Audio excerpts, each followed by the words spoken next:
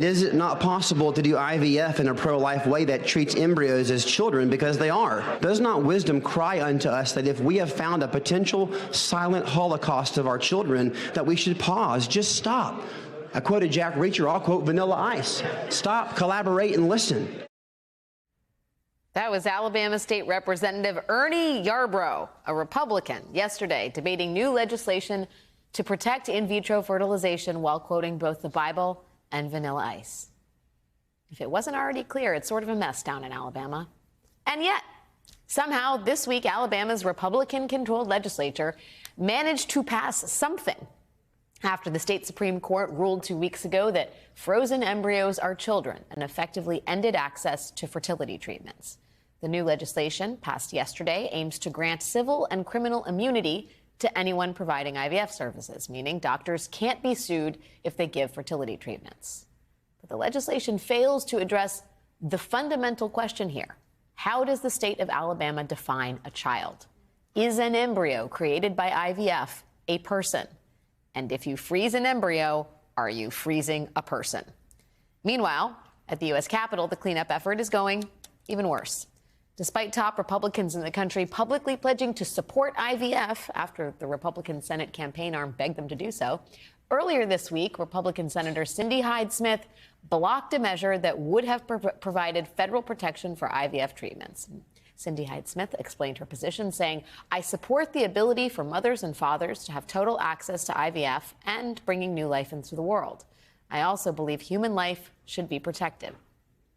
That sounds confusing and maybe somewhat hypocritical. That's because it is. Republicans appear to want it both ways here. They want to give lip service to IVF protections, but they also don't want to do anything to protect IVF. Joining me now is Erin Carmone, senior correspondent at New York Magazine and author of an upcoming book about the post-Dobbs era called Unbearable: Being Pregnant in America. That's an understatement. Erin, thank you so much for being here tonight. The thing about hammering home this notion that life begins at conception, which Republicans have been doing, I don't know, for decades, is that eventually people start believing you. 49% of Republicans think embryos are children. And here we are in a sort of situation that is wholly of Republican making. Is there a way out for them on this? Well, you know the famous New Yorker cartoon of I never thought the leopards would eat my face? Yes. I keep thinking about that because, yes, there are some true believers like our Vanilla Ice fan friend, Ernie Yarbrough, who sincerely have thought through the issues, and they really think that if you freeze an embryo, which itself can endanger its future, right? Routine processes of IVF could result in the destruction of a fetus, even though the intention, in theory, is to build a family. But most of them haven't really thought about it at all. Yeah. And IVF, as we know, is overwhelmingly more accessible to people who are well off, would like to become parents. That lawmakers know, they realize that this is political poison. And so they never thought that the leopard would eat their face in terms of the actual political popularity of this, staring them in the face. Now, you rightly call out the total incoherence in what they're saying. And I think part of that is to paper over the fact that they actually haven't fully worked out what their position is. The Heritage Foundation thinks that the Alabama State Supreme Court decision was awesome. Yeah. You know, Alabama has passed this completely, the legislature has passed this completely incoherent thing that says that, like, for 15 months, nobody can be prosecuted. It doesn't even have a carve out for malpractice. Like, it really actually causes more problems than it solves. But that is because they have not fully understood the implications of what they've said.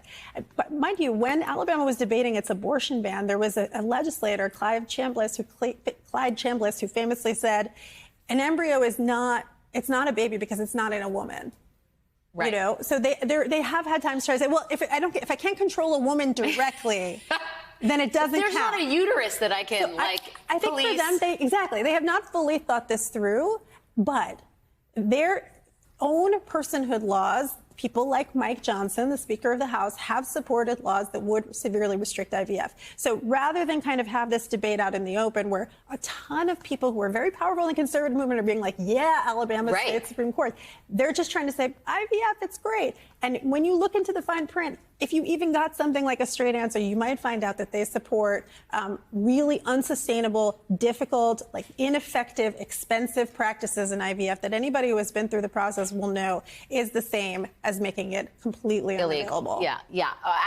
One of the people who's been caught in a bind of his own making, quite literally, is Donald Trump. This is Sean Hannity asking Donald Trump about his position on IVF. I believe it was yesterday. Let us take a listen.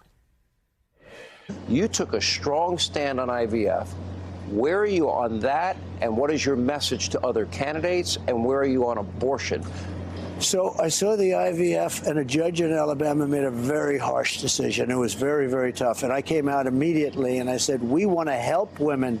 This is fertilization. We want that. We want people to help. We're on the side of women. And same thing on the abortion issue. Just like you can see the wheels grinding in his head, right? We want to help. We're in support. It's hard. We want to help women on IVF and abortion because those are two areas where we are actually circling the drain in terms of political support. They have no idea what he's doing. Completely incoherent. But you know, it's amazing because in Alabama, for example, if you go back, part of the holding in the Supreme Court case was about rested on the fact that Alabama voters had basically voted personhood into the Constitution, right? If you go back and you look in 2018, the ACLU and Planned Parenthood was saying this is going to have consequences, not just for abortion, but for miscarriage care and other reproductive health care. Like, this is not a big surprise to anybody who's been paying attention. It's maybe a big surprise to them that they're paying the political price.